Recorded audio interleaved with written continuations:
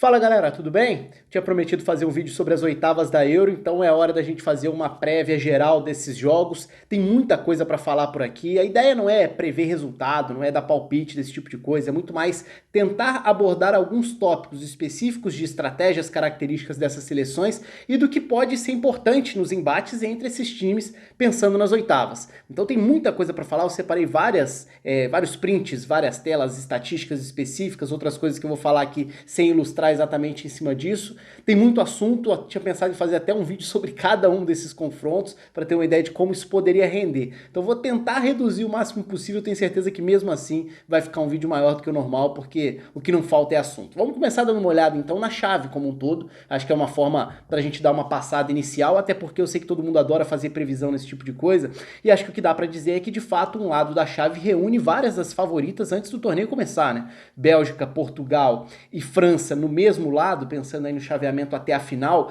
com o peso de uma Espanha, com a qualidade do futebol que a Itália apresentou dentro da primeira fase, com uma vice-campeã do mundo como é a Croácia, né? Se a gente for pensar na Copa de 2018. Então é um lado realmente muito forte, enquanto do outro lado, claro, você tem a Alemanha, você tem a Inglaterra, que chegou badalada para muita gente, ainda não correspondeu às expectativas. A Holanda também chegou com algumas dúvidas, mas que fez uma boa primeira fase. Seleções que tentam correr por fora, como a Dinamarca, por exemplo. Enfim, acho que ficou um lado mais pesado do que o outro. O que isso representa em relação ao futuro, à previsão? Absolutamente nada. Representa apenas a possibilidade, ou a maior probabilidade de alguns confrontos pesados antes de uma definição mais lá para frente. Então vamos começar com o duelo entre Dinamarca e País de Gales, que é um duelo bem interessante do ponto de vista de estratégias, de características. Tem pelo menos dois aspectos que eu acho muito importantes aí quando a gente fala nas características das duas seleções. Um passa pelo comportamento da Dinamarca, que tem sido uma seleção forte ao pressionar os adversários, e o outro pela forma como o País de Gales tenta explorar os seus ataques com saídas mais diretas. Então vamos olhar para algumas estatísticas que podem ajudar um pouco a enxergar esse caminho. Um lado que tem sido extremamente forte é o lado esquerdo, é o lado que tem o Meili atacando. O Meili tem tido um peso importante nos ataques. É bom lembrar que a Dinamarca passou, obviamente, pela perda do Eriksen na primeira fase, depois daquele susto que ele deu. Não faz mais parte do elenco para essa Euro, né? Não está à disposição, evidentemente. Então a Dinamarca saiu do sistema com linha de 4 para jogar com 3 zagueiros. E se adaptou bem a isso, era uma variação que já era utilizada antes da Euro também. O fato é que isso dá ainda mais liberdade para o Meili, que tem sido um ala bastante importante, bastante influente na maneira da equipe jogar. Então, por exemplo, se a gente olha posicionamento médio da Dinamarca na partida contra a Rússia, a gente vai ver o camisa 5 bem espetado e com uma participação onde tem os traços aí, são os passes mais frequentes dentro do jogo. Então a gente vê os 3 zagueiros iniciando, que é natural também numa partida em que você toma mais iniciativa, mas o lado esquerdo com o Meili sendo um lado bastante explorado. Num jogo em que a Dinamarca vai ter maior necessidade de se impor, de construir, um outro cara passa a ser bastante importante e é um jogador que foi ganhando espaço ao longo do torneio também, que é o Damsgaard, pela capacidade de drible, por ser um jogador que tem a criatividade com a bola nos pés. A Dinamarca começa o torneio com o Jonas Wind jogando como 9 e ele é um 9 que abre espaços, recuando para a entrada em diagonal dos pontas. Com a lesão, quer dizer, não dá pra falar que é lesão, né? Mas com o desfalque do Eriksen, a Dinamarca mudou um pouco a sua estrutura e a sua forma de atacar. O Meili tem sido muito importante pelo lado esquerdo e a faixa central segue muito importante com a capacidade de pressionar, principalmente quando a gente fala de Højbjerg e Delaney, os dois jogadores de centro do campo da equipe da Dinamarca. Um ponto bastante importante, ainda pegando o jogo contra a Rússia, aí estão os duelos aéreos, né? Então, brancos são os duelos vencidos e mais transparentes os duelos perdidos. O jogo contra a Rússia exigiu bastante da Dinamarca na questão dos duelos aéreos, porque a Rússia é uma seleção que busca muito a ligação mais direta, principalmente para o Dzyuba, que é a referência ofensiva para saídas mais longas, saídas mais diretas. E por que eu estou falando sobre isso e usando aí é o primeiro tempo na esquerda, o segundo tempo na direita? Porque a Dinamarca vai ter esse duelo muito nítido. A forma da seleção do País de Gales sair jogando é muito a partir do Kiefer Moore no comando do ataque. É verdade que ele ficou fora de um dos jogos quando a seleção do País de Gales tentou se adaptar a Itália jogando de uma maneira diferente, aí com linha com 5 na defesa, tendo o Ramsey mais solto como um falso 9 e ao mesmo tempo quem tentaria limitar a participação da distribuição do Jorginho como esse primeiro passador. Então essa foi uma variação que a gente precisa levar em consideração. Mas pensando em estruturas de ataque do País de Gales, o Kiefer Moore é um jogador fundamental porque ele é o alvo. Ele é o jogador que é a referência para as disputas aéreas. E por isso eu destaquei o papel defensivo da Dinamarca no duelo contra a Rússia, que também tinha um alvo muito bem definido, que era o Dzyuba. É muito provável que, com o Kiefer Moore sendo titular, a Dinamarca tenha um duelo muito específico do Kjaer com o Kiefer Moore. Muita bola aérea, muita ligação mais direta. Então, olhando para o gráfico que destaca ali as virtudes, é claro que aí está tudo a partir de siglas, eu sempre, é importante dar os créditos aqui, muitos dos gráficos que eu vou usar aqui ou são do iScout, ou do WhoScored, ou do Instat, são diferentes plataformas de estatísticas, de base de dados, de jogos, e aí se a gente olha para o que tem de forte o Kiefer Moore, além dessa ocupação de espaços fora da área, porque muitas vezes como alvo para ganhar a primeira bola, esse RLP por 90, que é justamente onde claramente tem um índice maior, são os passes longos recebidos por 90 minutos. Então é exatamente nesse aspecto que o Kiefer Moore se destaca. Ele foi o jogador com o maior número de disputas ganhas, disputas aéreas ganhas na segunda divisão inglesa na temporada passada, no Cardiff City, e ele foi também um dos líderes nesse aspecto na primeira fase, na fase de grupos da Euro. Então se a gente for olhar para duelos ganhos por partida na fase de grupos da Euro, a gente vai ver o Kiefer Moore justamente abaixo ali do Dzyuba, por isso eu peguei o duelo da Dinamarca contra a Rússia, e do Dykes da seleção da Escócia, ou seja, não tem nada de atípico em imaginar a seleção do País de Gales usando essa saída mais longa.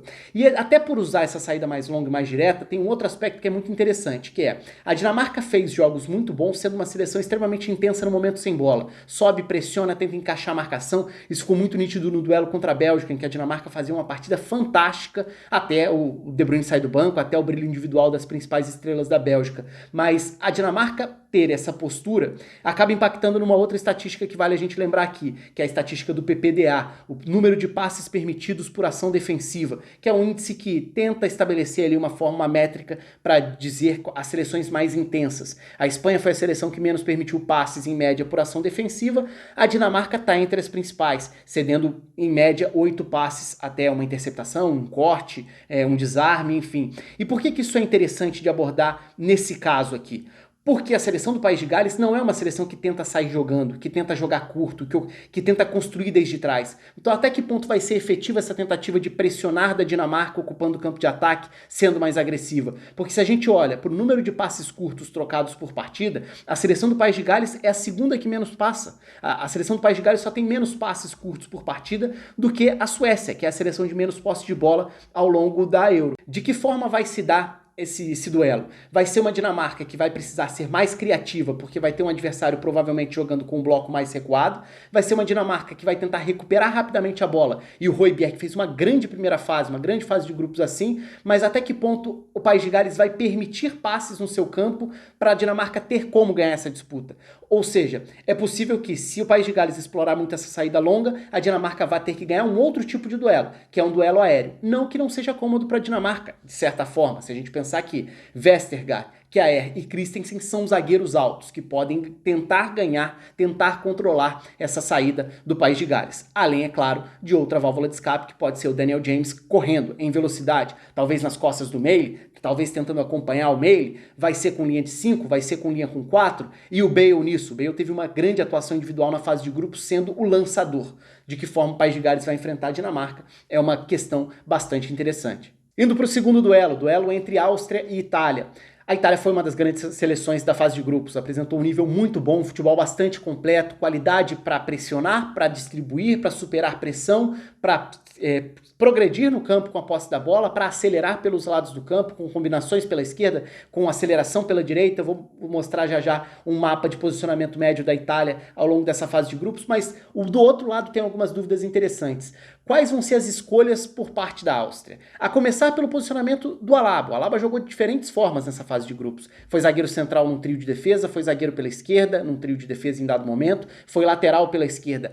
Quais vão ser as ideias da Áustria dentro dessa partida de oitavas de final, porque isso diz bastante sobre qual vai ser a estratégia. Então, por exemplo, se a gente pega o Alaba contra a Macedônia na estreia da Áustria, foi o zagueiro central que iniciava essa distribuição. Então a saída se dava muito pelo lado esquerdo, com o Alaba, que é o 8 nesse mapa, procurando o Hinteregger, zagueiro pela esquerda, camisa 4, e o Sabitzer sempre como uma arma importante para tentar abrir pelo lado esquerdo e receber para muitas vezes buscar um passe mais longo, geralmente tentando concluir pelo outro lado na entrada pela ponta direita. Eu fiz um vídeo específico sobre esse jogo. Agora, se a gente compara as ações do Alaba contra a Macedônia do Norte e contra a Ucrânia, a gente já vai ver uma área de ocupação bem diferente. Contra a Macedônia do Norte ele estava em todas as partes do campo, porque como um zagueiro central, ele fazia muitas vezes a cobertura, ele poderia cair pelos dois lados, ele iniciava essa saída, inclusive ele daria uma assistência se projetando quase como lateral esquerdo mais para frente. E na direita, a gente vê a participação do Alaba contra a Ucrânia, que já é um outro perfil, uma outra característica, jogando como lateral, ocupando todo o corredor. Foi uma formação diferente que teve o Alaba como lateral,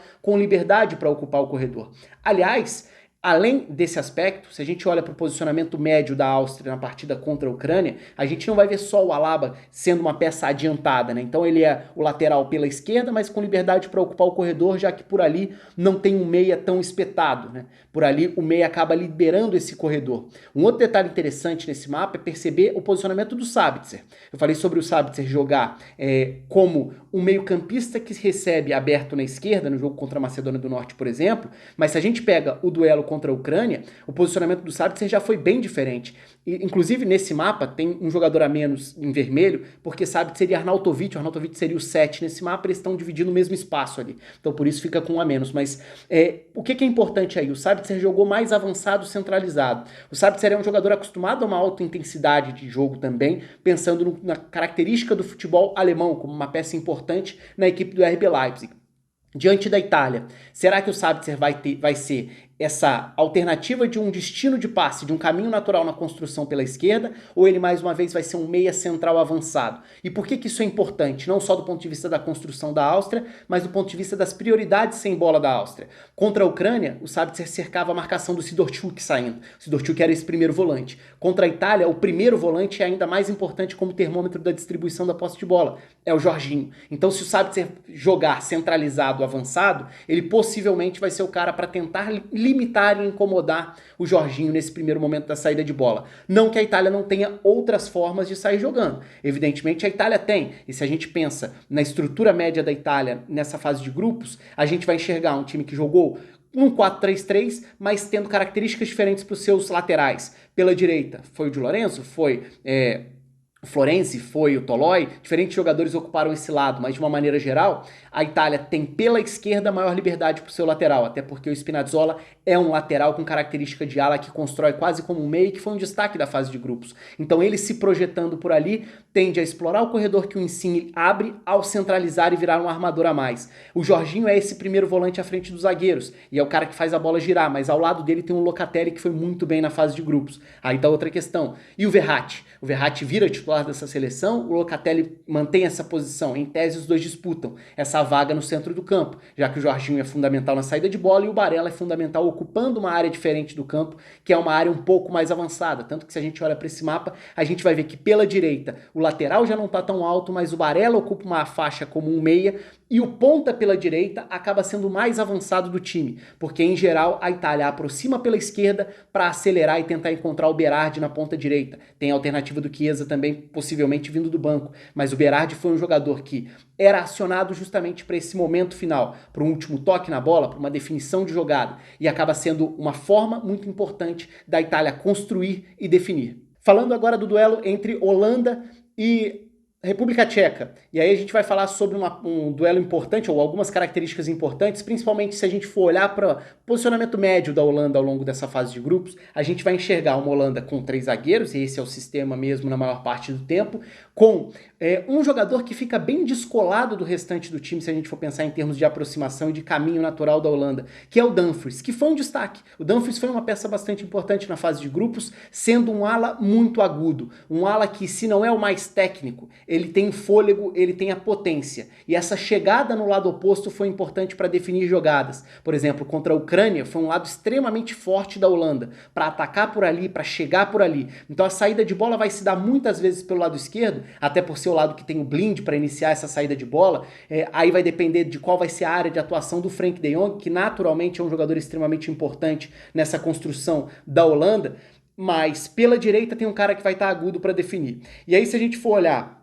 justamente esse mapa do caminho dos passes, por exemplo. A Holanda contra a Macedônia do Norte teve o lado esquerdo como uma saída natural, justamente por onde eu falava, né? Foi uma formação já um pouco diferente, teve o Gravenberch como titular, por exemplo, mas é a saída com o Blind buscando Van Aanholt, buscando Gravenberch, buscando De Jong, e à frente, ou bem espetado lá na ponta direita, tá o Dumfries. O ala que ataca o lado oposto quase como um ponta. Não vai ser o construtor, mas vai ser quem vai acelerar para definir. Então essa inversão de jogada acaba sendo um caminho importante da Holanda. Assim como é importante prestar atenção na área de atuação do Wijnaldum, que é o camisa 8 que está à frente do De Jong e que tem jogado numa faixa mais avançada, como eu vou destacar já já. Contra a Ucrânia, que foi um dos principais jogos dessa fase de grupos também. De novo, a gente vai enxergar passes, com uma outra composição, inclusive, né? Nessa partida, tendo de novo, o Blind é sempre uma saída importante pelo lado esquerdo, mas aí nesse caso, com o De Jong jogando ao lado do De Jong como os volantes. Olha a altura do Wijnaldum, quase lá no Weghorst. O Depay como esse meia atacante pelo lado esquerdo e lá na ponta direita de novo o Dumfries. A gente está enxergando claramente um quinteto de frente na hora de atacar a linha de defesa adversária. E falando em Wijnaldum, se a gente compara a área de atuação dele, né, sempre perto do gol. Então não é o Wijnaldum da saída de bola. A saída de bola da Holanda está com os zagueiros, está com o De Jong, principalmente. O Wijnaldum está numa área de definição das jogadas, de chegada. Então esses dois mapas são contra a Ucrânia e contra a Macedônia. Foram times diferentes, com algumas modificações nas escalações, foram funcionamentos até um pouco diferentes, mas a presença dele está na faixa central, já mais perto do terço ofensivo. Em especial no jogo contra a Ucrânia, a gente vê uma concentração muito grande ali no terço final, né? 60% das ações no terço final, 44% na faixa central, enquanto na partida contra a Macedônia são 44% no terço final, também é um índice alto. Então tem sido um jogador de toque na bola mais perto da área adversária. Sobre a República Tcheca tem um aspecto bastante interessante que é o começo dos jogos. A República Tcheca sofreu no início de cada um dos tempos, no início do primeiro tempo, no início do segundo tempo. Então se a gente recorta o jogo em partes de 15 minutos, a gente vai olhar, e esse é um mapa, né, um gráfico na verdade, de expected goals, de expectativa de gols sofridos, gols esperados, e a gente vê como a República Tcheca foi uma equipe que cedeu mais chances, principalmente, e sofreu gols inclusive, no início de cada um dos tempos. Esse é um aspecto para a gente levar em consideração, pensando em início de partidas também, para ver como a seleção da República Tcheca vai reagir. Um outro detalhe interessante falei sobre o Wijnaldum como esse jogador da chegada à área adversária. Nessa faixa do campo está o Souček, uma das peças mais importantes da República Tcheca. Ganhando duelos, protegendo a própria área, mas também se projetando. Qual vai ser a altura do campo que a República Tcheca vai tentar pressionar? Mais do que isso, a República Tcheca não vai ter pelo lado esquerdo o Boril, como desfalque importante, por ser o jogador que faz a lateral esquerda, no setor que, como a gente viu, o Dumfries chega, ataca, se projeta para atacar, mesmo que não seja o lado que concentra mais passes, é um lado de chegada, e a República Tcheca não vai ter o seu lateral esquerdo titular nesse duelo de oitavas. Bélgica e Portugal certamente é o duelo mais aguardado das oitavas. É um jogo que poderia acontecer bem mais lá pra frente, para alguns poderia até ser uma final de Euro. E claro que são duas seleções que têm muita qualidade técnica, qualidade individual, e são seleções com algumas características no mínimo curiosas. Portugal teve na fase de grupos, além de fazer parte do grupo mais complicado, mais pesado, Portugal teve o jogo contra a Alemanha, que foi um jogo extremamente crítico do ponto de vista de defesa, de proteção à sua linha com 4 diante de um ala adversário. O Gosens acabou com o jogo e o Semedo ficou muito exposto por conta de uma fragilidade que não era individual, e sim era uma consequência de um problema coletivo que Portugal não atacou. Então o Fernando Santos, por mais que tenha tentado mudar as peças ao longo daquela partida, não corrigiu essa proteção ao lado do campo. A Bélgica joga com 3 zagueiros, a Bélgica joga com 2 alas. E especificamente na partida contra a Finlândia, a gente viu uma altura maior, ou seja, um ala mais avançado pela ponta esquerda, que foi a figura do Chadli. E é exatamente esse o mapa de uma partida em que a Bélgica já tinha uma formação diferente, né? Rodando um pouco mais o time. Então, por exemplo, a dupla de volantes nesse caso, a estrutura foi mantida, mas a dupla de volantes nesse caso foi formada por Witsel e De Bruyne, 2 reservas ao longo da Euro por conta de condições físicas. E o De Bruyne pode ser, e muito provavelmente será titular não como um dos volantes, já que a dupla que começou a Euro foi Dendoncker e Tielemans. É claro que o Witsel em condições vira o titular ao lado do Tielemans, mas o De Bruyne muito provavelmente vai ser titular num trio de frente. E aí tem até um outro aspecto interessante que eu falo já já sobre possíveis variações do Roberto Martinez e algo que ele já fez algumas outras vezes. Um aspecto muito interessante desse duelo é que, por mais que seja muita qualidade de um lado e do outro, a grande curiosidade vai ser de quem vai ser a iniciativa. Em tese, acho mais natural que a Bélgica tente propor mais o jogo, tente ficar mais com a bola,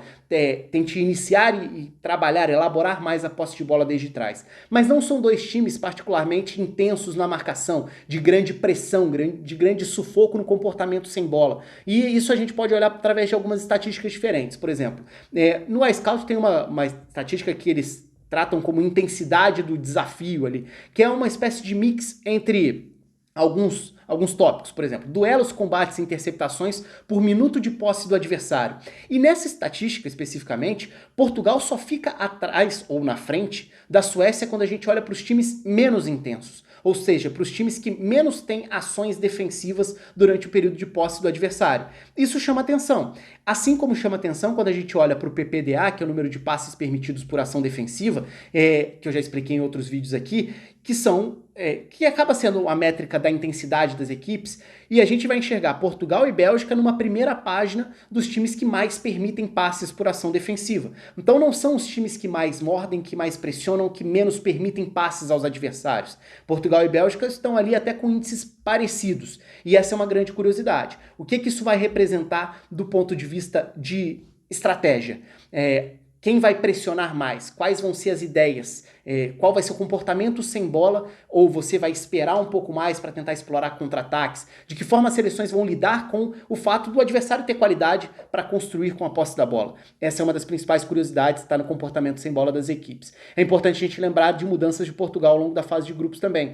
Portugal termina a fase de grupos com adaptações principalmente na faixa central do campo e com impacto positivo da entrada do Renato Sanches, por exemplo, da entrada também do João Moutinho. E se a gente olha para o duelo entre Portugal e França, a gente vai enxergar esse lado esquerdo como um lado de saída. O lado que tem Rafael Guerreiro como lateral esquerdo e que teve também o Renato Sanches como esse meio campista à esquerda, ou seja, a saída do William Carvalho, no caso a saída até do próprio Bruno Fernandes, né, e a dupla de meio campistas à frente do Danilo Pereira passando a ser formada por João Moutinho e por Renato Sanches. Acho que foi um impacto positivo do ponto de vista coletivo para essa faixa do campo na seleção de Portugal. Mais um aspecto interessante aí é a gente observar que a saída de Portugal naturalmente encontra um apoio maior aos homens de frente, com o Rafael Guerreiro se projetando. E aí a gente tem que pensar nas possíveis variações da Bélgica, que são duas, e a Bélgica conseguiu vencer o jogo diante da Dinamarca, um jogo dificílimo, exatamente assim. E eu tô falando de Lukaku saindo da referência, não jogando como 9, caindo pela ponta direita. Pode ser uma ideia. Explorar as costas do Rafael Guerreiro, podendo tirar um pouco a referência para Pepe e Rubem Dias, tentando lidar com o Rubem Dias saindo de posição, e aí tá um duelo dos mais interessantes. O melhor jogador do campeonato italiano contra um defensor que foi símbolo da temporada do Manchester City na Inglaterra. Então, esse duelo direto, Rubem Dias e Lukaku, pode acontecer muito. A minha dúvida vai acontecer na faixa central ou vai acontecer mais pelo lado do campo? O Roberto Martinez já usou essa variação algumas vezes contra o Brasil na Copa de 2018, contra a Dinamarca na fase de grupos da Euro agora, deslocando o Lukaku para o lado do campo e deixando o De Bruyne solto para ganhar uma opção de passe a mais. Isso foi decisivo contra a Dinamarca, tem um vídeo específico sobre isso aqui. Então, esse vai ser um fator bastante importante. Vai tirar a referência dos zagueiros, vai colocar o De Bruyne circulando à frente dos volantes, e o papel do Eden Hazard nisso também, e a escolha do ponta, que vai atacar o lado do Semedo, vai ser o Carrasco, vai ser o Torgan Hazard, o Eden Hazard vai ser titular, como um atacante a mais, um meia pela esquerda. Enfim, são escolhas interessantes que vão impactar diretamente um dos duelos mais aguardados dessa Euro até aqui.